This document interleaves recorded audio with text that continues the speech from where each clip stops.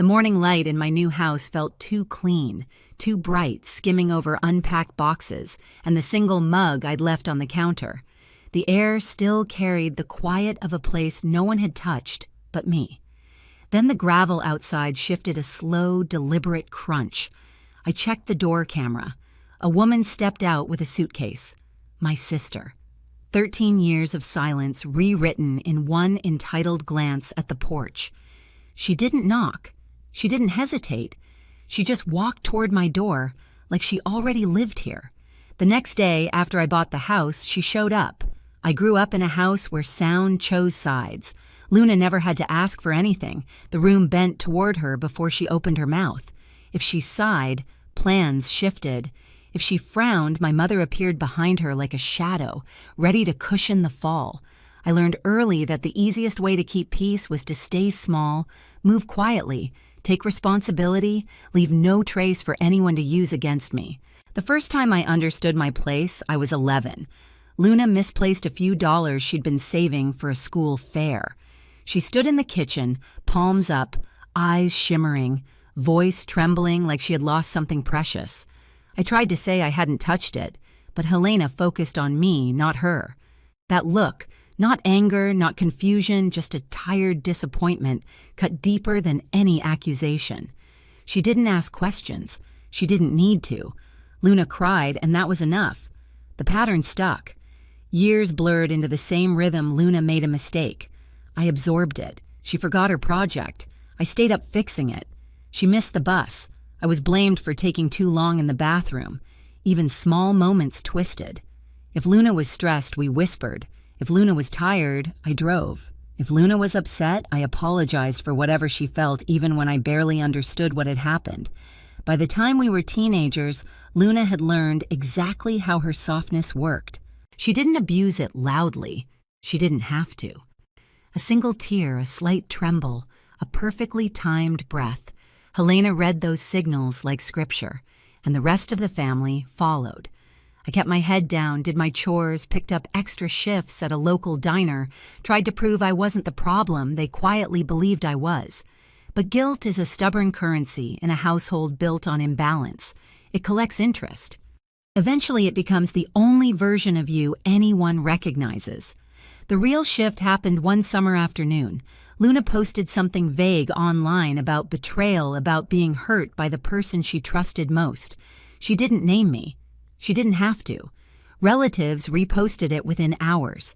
My phone filled with messages asking what I'd done, telling me to apologize, reminding me that family comes first.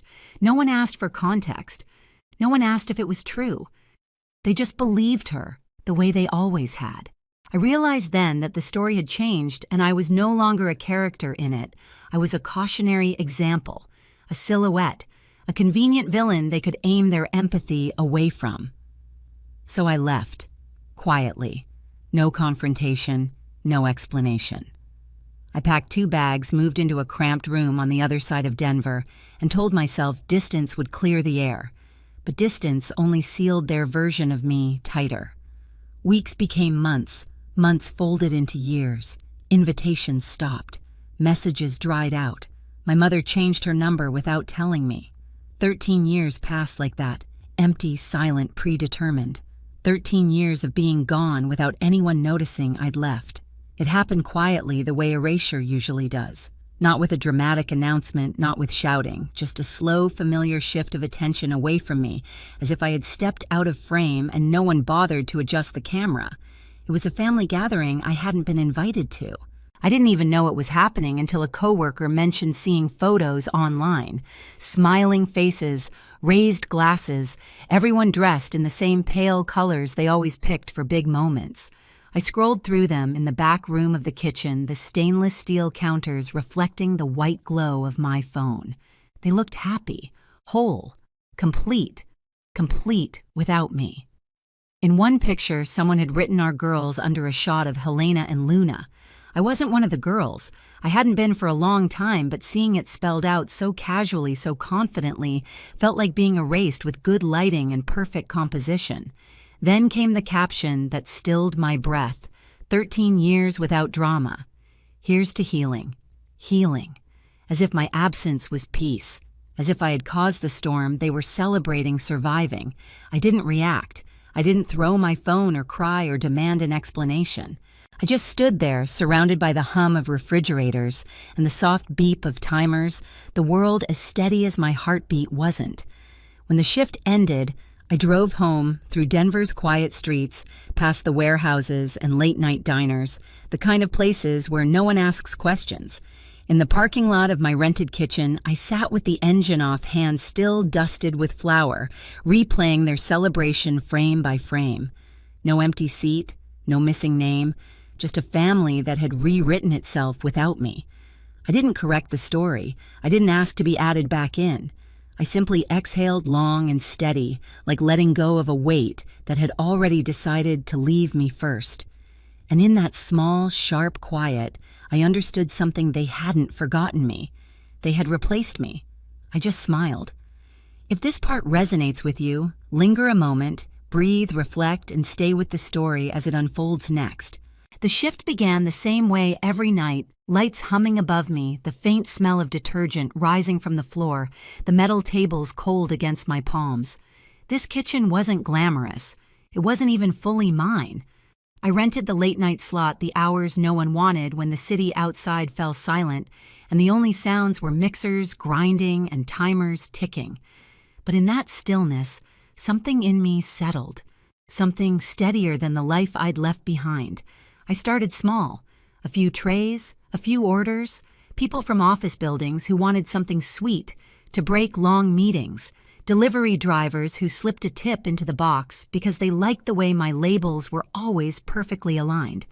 I wrote everything down: the cost of flour, the hours I baked, the exact number of bars a sheet pan could hold. If a mistake happened, I didn't apologize for it. I documented it, quietly, methodically. The numbers didn't lie, and they didn't demand anything from me. Work grew in increments. One client told another. A manager from a local workplace placed a bulk order, then another. Soon the stainless steel counters filled with cooling racks and the air warmed from the constant heat of the ovens. I got used to the pattern, the night beginning in silence and ending with stacks of labeled boxes ready for delivery at dawn. I didn't think of it as a business at first, just survival. Something I could control when everything else had slipped away. But the money changed shape. The notebook with costs and bills grew thicker. The orders became consistent. For the first time, exhaustion didn't feel like punishment. It felt like progress. When a regional cafe chain reached out, I didn't believe the email at first. I read it 3 times under the neon lights, the hum of the refrigerator filling the space between each breath. They wanted weekly deliveries across multiple locations, steady work, a real contract, enough income to make the edges of my life feel less sharp. I didn't tell anyone. Not a friend, not a neighbor, certainly not my family. Silence had always been my burden. Now it became my strength. Not an apartment with thin walls or a sublet that smelled like someone else's life. A place with doors that only I had a key to. The mansion came later, almost by accident. I wasn't searching for something grand, just space, stability, a kitchen big enough for more than one tray at a time. But the listing caught my eye. Photos of sunlight pouring across hardwood floors, a long hallway, a quiet street in eastern Denver. Too big for one person, too empty, too calm, exactly what I needed.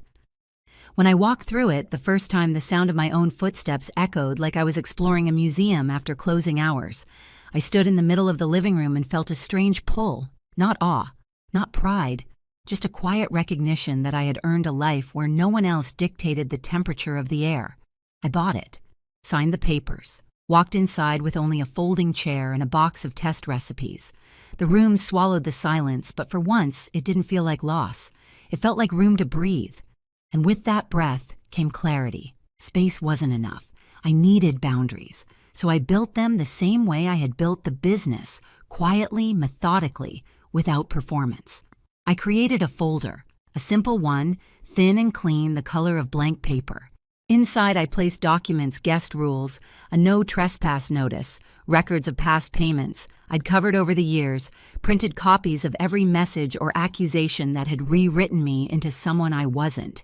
Each page was a reminder that feelings had once decided the truth.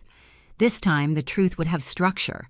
I wrote a new rule, too: communication only by email. No sudden visits, no emotional appeals, no shifting stories. If someone wanted something from me, their words would have to exist where they could be read twice, where they couldn't be twisted by tears or raised voices. It wasn't revenge. It was preparation. As I placed the folder on the console table near the front door, the house seemed to exhale with me. The decision felt clean, firm, a boundary drawn not in anger but in order. For 13 years, they had defined me by absence. Now for the first time, I would define myself by design. And quietly, without announcement, without seeking approval, I built a life that didn't leave space for anyone to crumble it again. I heard the car before I saw it, tires rolling slowly over the gravel. I hadn't even finished leveling. The morning was pale and cold, the kind of light that made every surface in the entryway look sharper than it was. I wiped my hands on a towel, expecting a delivery, but the camera screen lit up with a face I hadn't seen in over a decade. Luna stepped out first, her posture loose, confident, like she was arriving at a place held open for her. Behind her, Helena wrestled with a suitcase, the wheels thudding unevenly against the walkway. Neither of them looked around, as if the house had always belonged to them, and I was the one who might be intruding. I didn't open the door right away. I stood there listening to the faint hum of the heater, the steady rhythm of my own breath. This house had only known my footsteps, my work, my silence. Letting them into that space felt like opening the past and letting it spill across the floor. I cracked the door just an inch, just enough to see, but not enough to be stepped through. Their expressions flickered surprise, folding into expectation. "Hey," Luna said, adjusting her grip on the suitcase handle. "I'm moving in since—" She didn't finish. I didn't say anything. I simply shifted my body, blocking the doorway, keeping the gap narrow. My hand rested lightly on the edge of the door, not tense, not shaking, steady. Helena stepped forward, her voice carrying that same tired authority she'd used my entire childhood. "Valentina, don't start. Your sister needs support. We came all this way. Support." A word she'd never used when it was me gasping under everyone's expectations. I let her speak. Then I reached behind me and lifted the thin folder from the console table. I held it where they could see it, clean, organized, unmistakable. Guest rules. The no trespass notice. Boundaries written in ink, not shaped by emotion. Luna blinked at it, confusion hardening into something close to disbelief. "You're kidding." I opened the door 2 more inches, not to welcome them, but to set the folder on the small table beside me. The movement was slow, deliberate, free of the urgency that used to define every interaction with them. "This isn't necessary," Helena said quickly, her voice tightening. "Family doesn't need paperwork. You should have called." Paperwork. As if the years hadn't been documented in wounds they never acknowledged. I kept my voice even. "All communication is by email now." Luna let out a short, incredulous laugh. "You're being dramatic." It was the same tone she used to use when she cried on cue, when tears became strategy and sympathy came easily. But the house behind me didn't bend toward her. Nothing in its quiet shifted to accommodate. Their confidence faltered, just a little, enough to see the truth settle. "You're really not letting us in?" Helena asked. I didn't answer. I didn't defend. I didn't list the 13 years of absence or the weight of being rewritten as a villain in their stories. I simply stepped back, placed my hand on the door, and let the silence speak for me. The door clicked shut, soft, final. Outside, the gravel stirred as they shifted, uncertain of what to do without the old version of me to lean on. Inside, the house held its shape, and so did I. In the days that followed, the house stayed remarkably quiet. Not the hollow quiet of an empty place, but a settled one, the kind that feels earned. I moved through the rooms the same way I always had. Measured steps, steady breath. But something in the air felt different, as if the walls finally understood which life they were meant to hold. I kept working. That part of my life never changed. The industrial kitchen still buzzed with the same neon hum, the mixers still fought through thick batter, the oven still flushed the room with heat that fogged the windows. But the tension I used to carry into those nights didn't come with me anymore. For the first time, work wasn't an escape. It was simply mine. 3 weeks passed before I heard from Helena again. Not a doorstep visit, not a performance, just an email. She asked to see the house once, alone. One afternoon, no assumptions, no suitcase. I agreed, mostly out of practical curiosity. What someone chooses to do under clear rules says more than any history between you. She arrived exactly on time. No guilt in her eyes, no attempt at authority. She walked the hallway slowly, fingertips grazing the wall as if the texture might tell her something about who I'd become. In the kitchen, she paused at the long counter, noticing the way trays were stacked, the way labels were aligned, the lack of clutter that had once defined our old home. We sat for a moment at the table. She didn't mention the past. I didn't ask for explanations. The silence between us wasn't heavy. It was simply honest, two people occupying a space that no longer required one of them to disappear to keep peace. When she left, she lingered at the doorway, hand brushing the frame, not claiming it, not blessing it, just acknowledging it. A quiet acceptance that whatever power she once held here had expired. Luna's updates came secondhand. A mutual acquaintance mentioned she'd taken a job, then another, then earned a small promotion. Her posts online shifted from vague blame to ordinary exhaustion. For once, her story didn't orbit around me. Life didn't transform overnight. It simply stabilized. My home filled slowly with laughter from neighbors, soft conversations with employees after long shifts, the gentle clatter of plates during end-of-week potlucks. Nothing dramatic, just a life formed from intention instead of survival. The folder stayed on the entryway table, untouched. Not a threat, just a reminder, a shape of the boundary that now held. In the end, it wasn't revenge that changed anything. It was clarity, the kind that arrives only when silence is chosen, not forced. I learned that blood isn't a permission slip, and love without boundaries is just another form of erasure. My life didn't expand when they returned. It expanded when I stopped shrinking to fit theirs. And if any part of this story echoes in you, stay with the channel. There are more truths to uncover quietly, one boundary at a time.